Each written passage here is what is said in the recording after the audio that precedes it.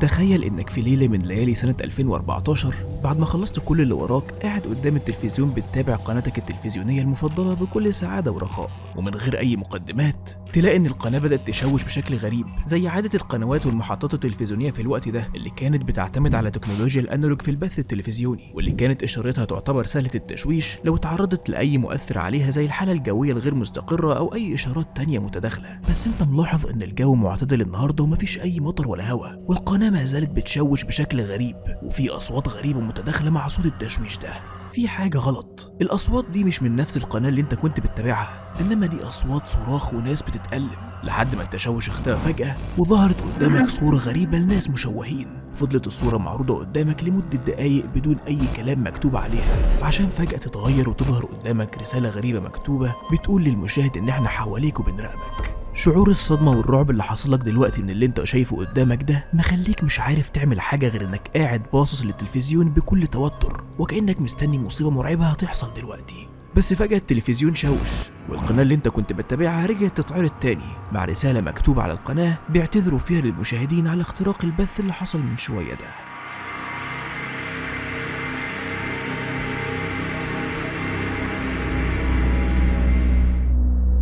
مشاكل تكنولوجيا الانالوج كانت بترعبنا كلنا واحنا صغيرين، خصوصا لو الدنيا مطرت وصوت البرق بدأ يعلى واشارات التلفزيون بدأت تروح وتشوش، والصورة والصوت بدأوا يقطعوا بشكل غريب ومريب. ما بالك بقى لو كان حصل وظهرت قدامك فجأة صور غريبة مرعبة لناس ما تعرفهمش او رسائل غريبة من اطراف مجهولة مخترقة البث التلفزيوني ده. هو ده بالظبط اللي سلسلة الانالوج هورور بتعتمد عليه، بث تلفزيوني بيتعرض للاختراق فجأة وبدون اي مقدمات، او ظهور مشاهد مرعبة فجأة وبدون اي مقدمات عشان تسيبك في حالة من الصدمة والرعب النفسي، او برضه شرايط الفي اتش اس زي ما شفنا قبل كده في فيديوهات الباك رومز. وعشان كده بنلاقي ان قنوات كتير على اليوتيوب خصصت محتواها للانالوج هورور زي سلسله مانديلا كاتالوج وجيميناي هورور انترتينمنت ولوكال 58 وغيرهم من القنوات التانية. وزي ما معظمكم عارف طبعا اني نزلت بوست على المنتدى عن 4 قنوات بتقدم انالوج هورور، وخيرتكم ابدا اتكلم عن انهي قناه فيهم، ويعتبر الاختيار وقع على قناه لوكال 58. ده غير طبعا ان برضه حابب اتكلم اصلا عن القناه دي. واختار يا مصطفى اللي انت عايزه يا حبيبي، اختار اللي انت عايزه. مخرج السلسله دي شخص اسمه كريس ستروب، والشخص العبقري ده كان ليه دور كبير في تطوير مسلسل الرعب تشانل زيرو، وهو اللي اخرج وصنع سلسله لوكال 58 اللي هبدا ان شاء الله اكلمكم عنها في الفيديو ده، واللي هيبقى الجزء الاول من سلسله الانالوج هورور لقناه لوكال 58. تعالوا الأول نعرف إيه هي قناة لوكال 58. لوكال 58 دي عبارة عن قناة تلفزيونية بتتعرض لاختراق غريب في البث بتاعها. كل مرة بيحصل اختراق غريب ورسائل ومشاهد مرعبة بتظهر فجأة للمشاهد بدون أي إنذار قبلها، ولو بصينا هنا كده هنلاقي إن في حوالي 12 فيديو، كل فيديو فيهم بيتميز بحدث مرعب وغريب عن التاني. فتعالوا كده نبدأ ونشوف أول فيديو بيتكلم.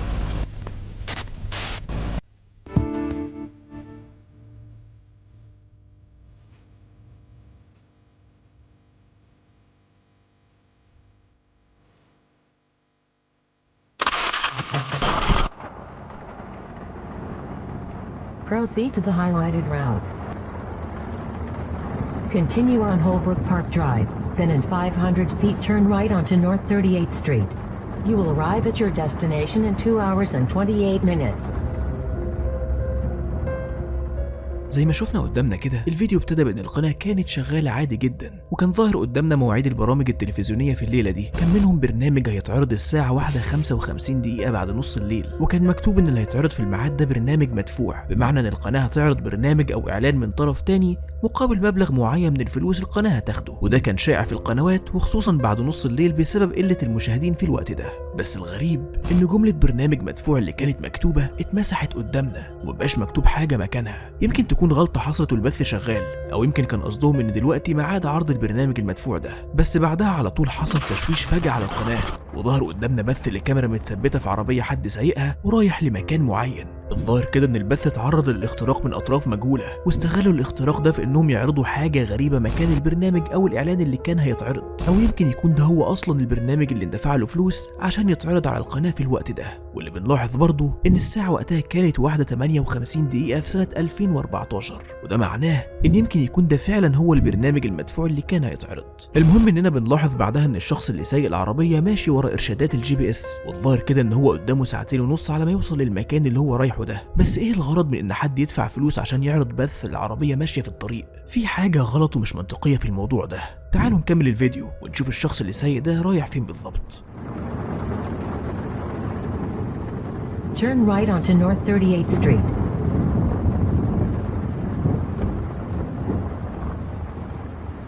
In a quarter mile, turn left onto Merritt Parkway. You are on the fastest available route.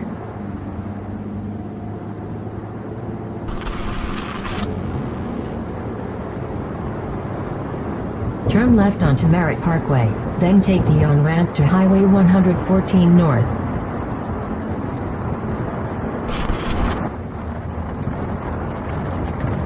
Traffic ahead, rerouting. In 10 miles take exit 17, then turn right onto Quarry Utility Road South. You are on the fastest route. بنلاحظ ان مفيش اي حاجة غريبة لحد دلوقتي، مجرد واحد سايق عربيته في ليلة ممطرة وخلاص. يعتبر عدت 1.5 ساعة لحد دلوقتي وكل حاجة طبيعية جدا. الطريق ما فيهوش اي حاجه غريبه، ولا حتى صوت الجي بي اس فيه اي حاجه غريبه. كل اللي انا ملاحظه ان الجي بي اس كل ما يقول له يتحرك في طريق معين يختم كلامه بان ده اسرع طريق للوجهه بتاعته. You are on the fastest route. وده نفس عنوان الفيديو اللي بنتفرج عليه دلوقتي ده.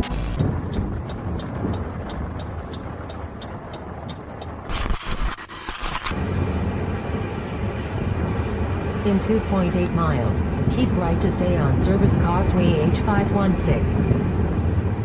You will arrive at your destination in 14 minutes.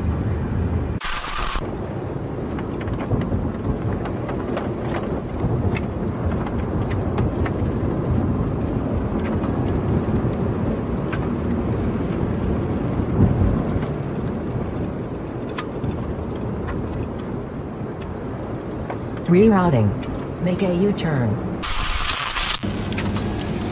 Head east for 1/4 of a mile, then follow signs for do not enter. الظاهر ان دلوقتي في حاجة غلط بتحصل. زي ما شفنا قدامنا كده، بعد حوالي 2 ساعات من السواقه العربيه بقت ماشيه في طريق فاضي تماما، وبنلاحظ ان مفيش اي حد سايق على الطريق ده غير العربيه اللي احنا جواها دلوقتي دي. ده غير برضه ان الجي بي اس كان كل شويه يعيد حساب الطرق ويوجهه لطريق جديد اسرع، مع ان العربيه ماشيه على نفس الطريق اللي الجي بي اس بيدله عليها من غير ما يخلف الطريق ده، وكأن في حاجه غلط في الوجهه اللي هو رايحها دي، وكأنها بتتحرك ومش ثابته.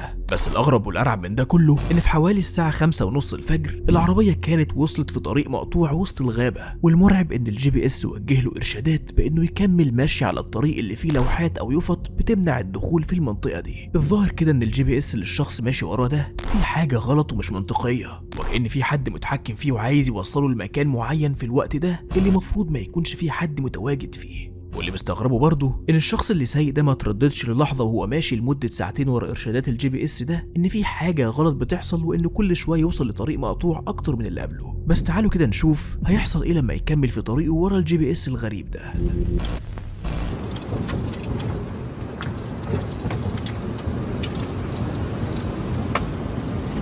Continue on unnamed road. Then, in 300 feet, turn off your headlights.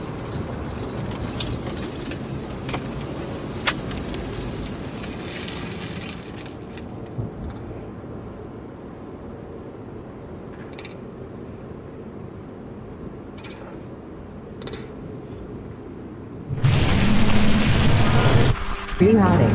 Make a U-turn. Your destination is behind you. Rerouting. In 500 feet. Your destination will be on in 300 feet. Your destination in 250 feet. Rerouting. Your destination will be in 50 feet. You will arrive at your destination.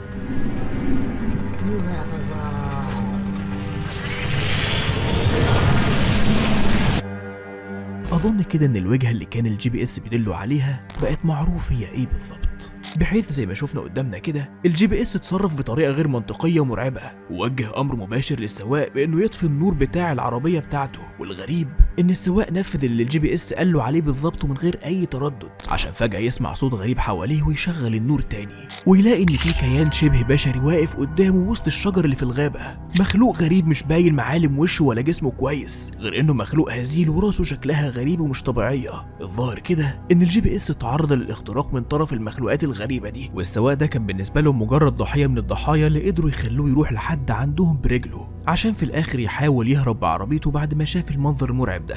والجي بي اس ما زال بيعيد حسابات الطريق للوجهة اللي هو كان رايح لها، اللي لاحظنا انه لما بعد عن المخلوق الغريب اللي ظهر له ده بكذا متر، الجي بي اس بدأ يعرفه ان هو بيقرب تاني للوجهة بتاعته. Rerouting. In 500 feet, your destination will be on in 300 feet. Your destination in 250 feet. وده معناه ان فعلا الوجهة اللي الجي بي اس كان بيوجه السواق ليها هما المخلوقات الغريبة دي. بس للأسف الصوت الغريب اللي ظهر لما كانت العربية قدام المخلوق الغريب ده ظهر تاني لما كان السواق بيحاول يهرب بحياته، عشان في الآخر الصورة تشوش ونلاقي ان العربية اتقلبت على الطريق والفيديو ينتهي على كده، عشان يسيبنا في حالة رعب من اللي احنا شفناه ده. بس كده يعتبر احنا بدأنا نتوقع مين اللي شوش على القناة دي، او حتى لو نعتبر ان ده هو البرنامج المدفوع، فاحنا برضه بنتوقع دلوقتي مين اللي قرر انه ينشره على القناة دي، واللي هم المخلوقات الغريبة اللي وقعوا السواق ضحية تحت ايديهم. الظاهر كده ان هم كانوا بيحاولوا يبعتوا رسالة غير مباشرة للمشاهدين بان هم موجودين حوالينا، شايفيننا وعارفين ازاي يوصلوا لينا بكل سهولة. والطريقة اللي وصلوا لينا بيها كانت عبارة عن اختراق قناة لوكال 58 او عرض الفيديو المرعب ده فيها بحجة انه برنامج اعلاني عشان الكل يشهد بعينه على وجودهم. بس مش دي الرسالة الوحيدة اللي حاولوا يوصلوها عن طريق القناة دي، بحيث لو شفنا الفيديو ده كده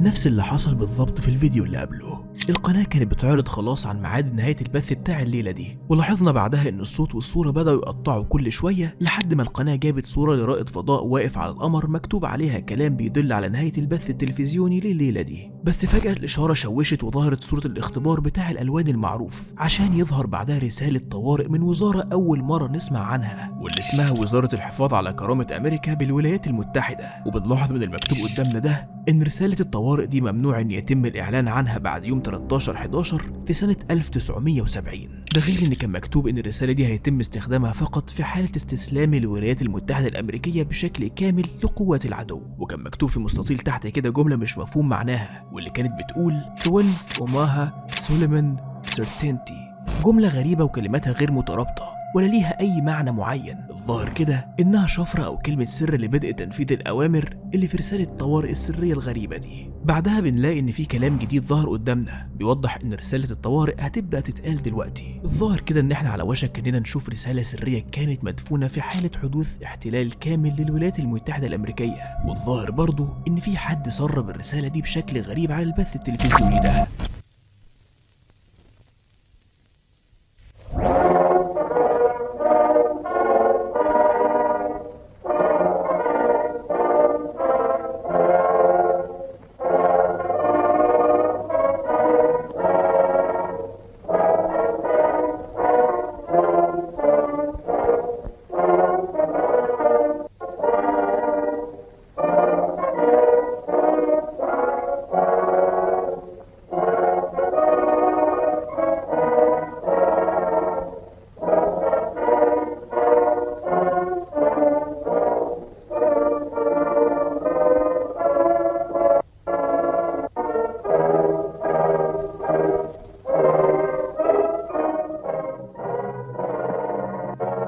أظن إن معظمكم قرأ وفهم الرسالة الغريبة اللي كانت معروضة دي، بس تعالوا أوضحها لكم أكتر من كده. زي ما شفنا قدامنا كده، رسالة الطوارئ اللي اتعرضت قدامنا دي كانت مكتوبة بواسطة الرئيس الأمريكي السابق ليندون بي جونسون، بيخاطب فيها الشعب الأمريكي وبيعرفهم إن خلاص البلد استسلمت بشكل كامل للعدو، وإنهم لازم ما يسلموش أرواحهم لأعدائهم ويحافظوا على كرامة بلادهم وتفضل ذكرى نقية وغير مشوهة. وبنلاحظ برضه إنه بيعرف الشعب إنه شخصيا اتخذ الإجراءات مع أهله وحبايبه، وإنه بيدعي كل مواطن أمريكي سواء كان راجل أو ست أو طفل إنه ينفذ الإجراء ده قبل فوات الأوان. الظاهر كده ان دي كانت رسالة مش عادية، رسالة كانت بتدعو الناس انهم يموتوا في سبيل ان العدو ما يلحقش يقتلهم، وبالتالي يبقوا انتصروا حتى في الهزيمة. بعدها بنلاقي ان البث انتقل لعرض الاجراءات اللي المفروض كل مواطن ينفذها.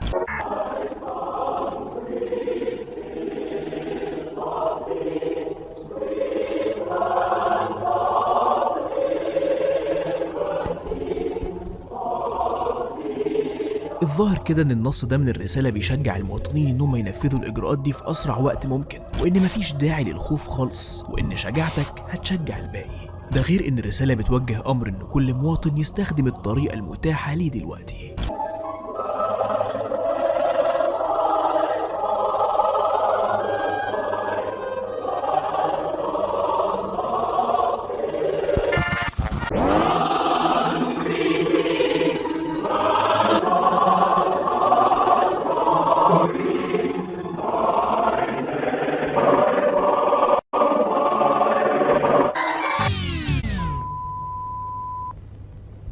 بعد اللي شفناه وقرأناه ده نقدر نتأكد ونقول إن رسالة الطوارئ دي عبارة عن رسالة انتحار جماعية، أمر موجه لكل مواطن أمريكي إنه ينهي حياته وحياة أطفاله وحتى الحيوانات الأليفة بتاعته. وبما إننا شفنا الرسالة بشكل كامل فتعالوا نفهمها تاني بالترتيب من البداية لحد النهاية. في سنة من السنوات اللي قبل سنة 1973 الظاهر إن أمريكا كانت بتتوقع الهزيمة في حرب من الحروب اللي كانت بتخوضها، فالرئيس الأمريكي السابق ليندون بي جونسون جهز رسالة طوارئ عبارة عن عملية انتحار جماعية بيوجه فيها أمر إجباري التنفيذ لكل مواطن أمريكي إنه ينهي حياته هو وأهله، وده في حالة لو البلد استسلمت بشكل كامل للعدو. وكان محدد بالضبط طريقة ووضعية الموت، واللي كان بيشير عليها بالثلاث كلمات البادئة بالحرف اف، واللي مفهومهم إنك تبقى ميت وأنت رافع راسك ورجلك وإيديك مفرودين بشكل مستقيم جنبك. وبالنسبة لطريقة الموت فهي عن طريق انك تستخدم مسدس ناري توجهه بشكل مباشر لسقف بقك، وانك برضو تنهي حياة اطفالك وحيواناتك الاليفة قبل ما تنفذ الموضوع ده على نفسك شخصيا.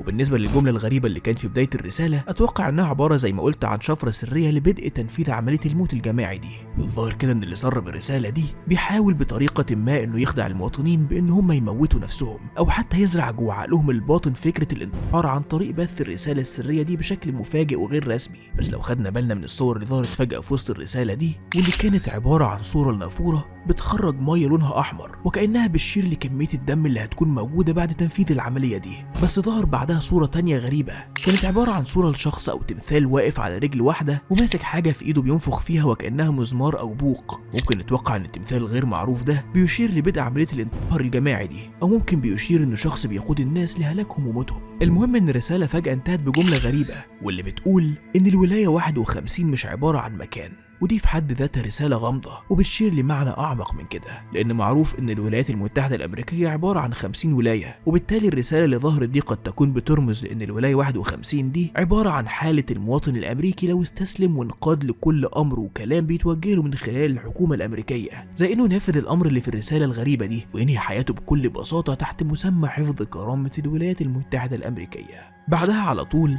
بنلاحظ ان الرسالة اختفت واختبار الالوان رجع تاني. الظاهر كده ان القناة قدرت تسيطر على البث من جديد.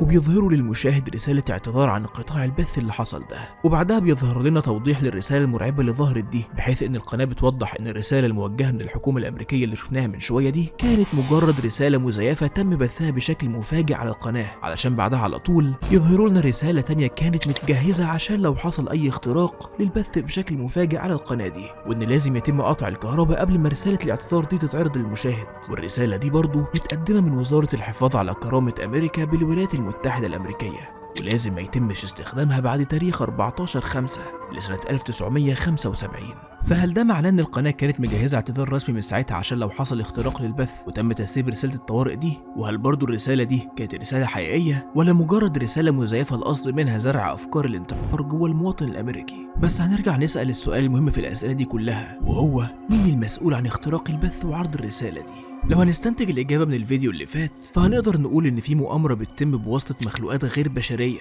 مخلوقات كانت بتحاول تنهي حياة البشر في الزمن ده عن طريق قتلهم بشكل مباشر زي ما شفنا الضحية اللي في الفيديو اللي فات، وعن طريق برضه السيطرة على عقول البشر وإقناعهم إن هم يموتوا نفسهم، وده عن طريق اختراق البث وعرض الرسائل المرعبة دي للمشاهدين. وعشان برضه نقدر نفهم إجابة السؤال ده بشكل أفضل وأوضح من كده لازم نشوف الفيديو المرعب اللي بعده، واللي حرفيا المرة دي هيحصل اختراق.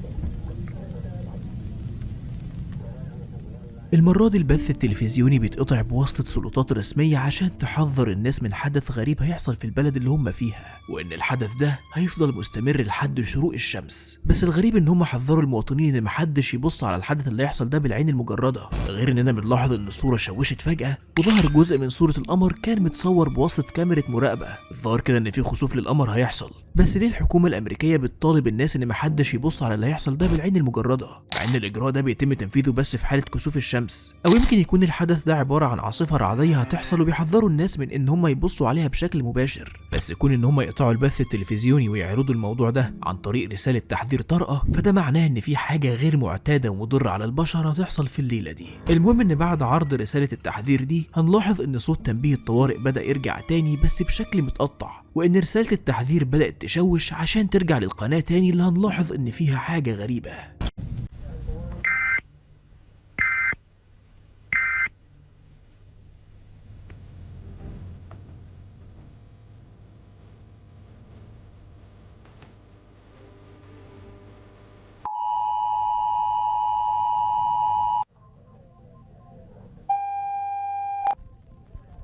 المرة دي بيظهر لنا رسالة طوارئ تانية بعد ما شفنا ان قناة لوكال 58 استعادت البث تاني للحظات، وعرضت في الجدول الزمني بتاعها ان في برنامج هيتعرض الساعة 2:15 بعد نص الليل. وعلى الرغم من ان اسم البرنامج ملحقش يتعرض بسبب رسالة التحذير اللي ظهرت فجأة، بس ظهرت اول كلمة من الاسم واللي كانت معناها دم حاجة ولو هنوصل المعاني دي كلها ببعضها بما فيهم رسالة التحذير التانية دي، هنستنتج ان ده ليه علاقة بالحدث اللي هيحصل في السماء في الليلة دي، وان النظر للحدث ده بالعين المجردة هيتسبب في حاجة هتؤدي لإراقة الدم، وان لازم على الناس ان هم يفضلوا جوه بيوتهم وما يخرجوش لأي سبب من الأسباب. بس فجأة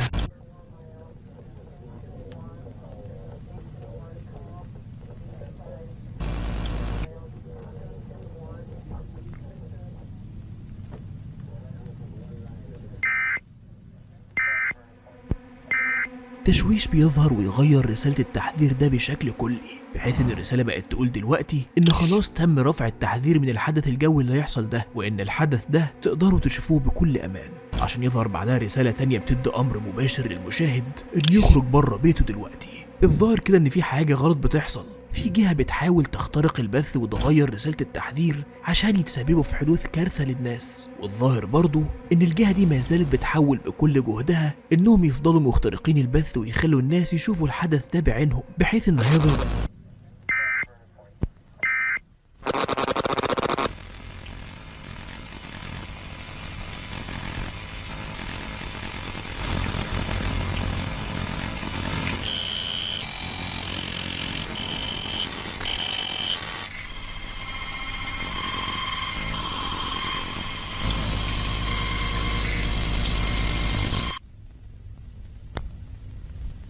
حرب بتحصل في البث التلفزيوني بين الحكومة الأمريكية والجهة المجهولة دي، واللي عرفنا المرة دي إن الموضوع فعلا ليه علاقة بالقمر، في حاجة غريبة ومرعبة بتحصل، رسائل التحذير بتدي امر مباشر للناس ان هم ما يبصوش للقمر، والجهه الغريبه اللي مخترقه البث دي بتغطي على الرساله وتدي امر للناس ان هم يبصوا بشكل مباشر للقمر بشكل عادي. ده غير انهم يحاولوا يشوشوا بشكل كبير على الاوامر الجديده اللي صدر للناس في انهم يبعدوا عن الشبابيك ويتجنبوا اي مرايات موجوده في بيوتهم. الظاهر كده ان الموضوع مش متعلق بس بانك تبص للقمر بشكل مباشر، ده التاثير هيشمل المرايه والشبابيك الموجوده في بيتك شخصيا. وفي نهايه حرب التشويش والاختراق اللي حاصله دي، البث بيرجع للقناه تاني عشان فجاه نلاقي رساله طوارئ.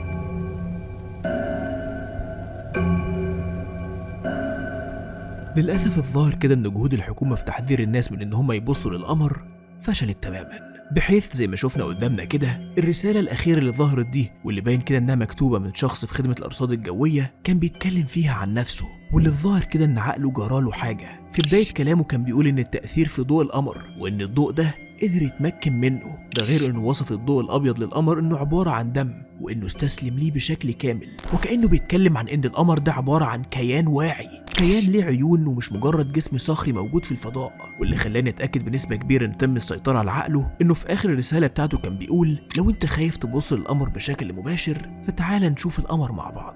وعن نفسي شخصيا اتوقع ان الرساله دي هو اللي كتبها بنفسه شخصيا، يا اما البث تم اختراقه من نفس الجهه الغريبه دي وكتبوا الكلام ده عشان في الاخر البث ينتقل على كاميرا المراقبه اللي بنشوف فيها القمر الظاهر بشكل كامل، وصوت صرخات الناس بيتزايد بشكل غريب ومرعب.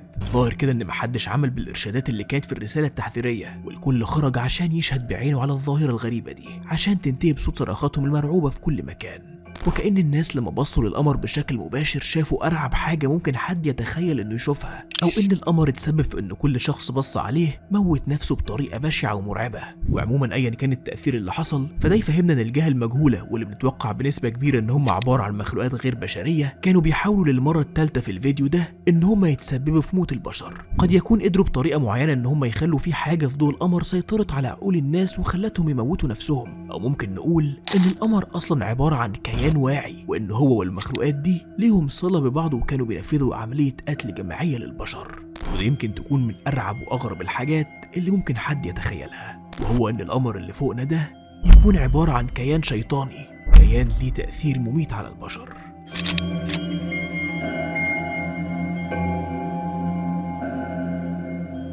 وبس كده، ده كل اللي أقدر أقوله لك النهاردة في الفيديو ده عن الاختراقات المرعبة اللي حصلت لقناة لوكال 58.